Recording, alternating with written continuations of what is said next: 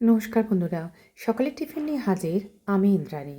আজ আমার রান্নাঘরে বানিয়ে ফিরেছিলাম এক সদস্যের জন্য ম্যাগি আর তার সঙ্গে দুটো ডিমের পোচ। ম্যাগির মধ্যে একটু ম্যাগি মশলা এক্সট্রা যেটা পাওয়া যায় সেগুলো অ্যাড করে দিয়েছিলাম, একটু যাতে স্পাইসি হয়। তো এটা একজন ছিল। আর আজকে অন্য সদস্যের জন্য কি বানাবো, আজকে হচ্ছে শুক্রবার। তো ভেবে দেখলাম যদি একটু ব্রোকলির স্যুপ বানাই তাহলে কেমন হয়, তাই বানিয়েও ফেললাম ব্রোকলি স্যুপ। তার জন্য ব্রোকলিগুলোকে একটু বয়েল করে নিয়েছিলাম, আর একটু নিয়েছিলাম পেঁয়াজ, একটু রসুন, এই নিয়েছিলাম উপকরণ। সেগুলোকে নিলাম, নেওয়ার পর এগুলো একটু ঘি দিলাম প্যানের মধ্যে, দেওয়ার পর তার মধ্যে দিয়ে দিলাম। দেওয়ার পর নাড়াচাড়া করতে করতেই দিয়ে দেবো ব্রোকলি। ওই বয়েল করা ব্রোকলিগুলো হাতে করে করে একটু স্ম্যাশ করে দিয়ে দাও।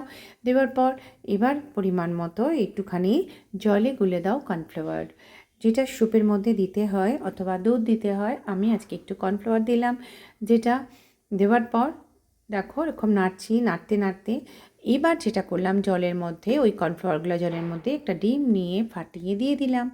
তো ডিমটা যতক্ষণ না একটু শক্ত হয় ততক্ষণ নাড়াচাড়া করবেন, একটু যেই শক্ত হয় নাড়াচাড়া করলাম, ওপর থেকে গোলমরিচ দিয়ে দিলাম, আর রেডি আমার ব্রোকলি স্যুপ। তো সকালবেলাটা ছিল, তার সঙ্গে রুটি আর ডিম সেদ্ধ। তো তোমরাও এই ব্রোকলি স্যুপটা বানিও, ছোট থেকে বড় সকলের খুবই খেতে ভালো লাগবে।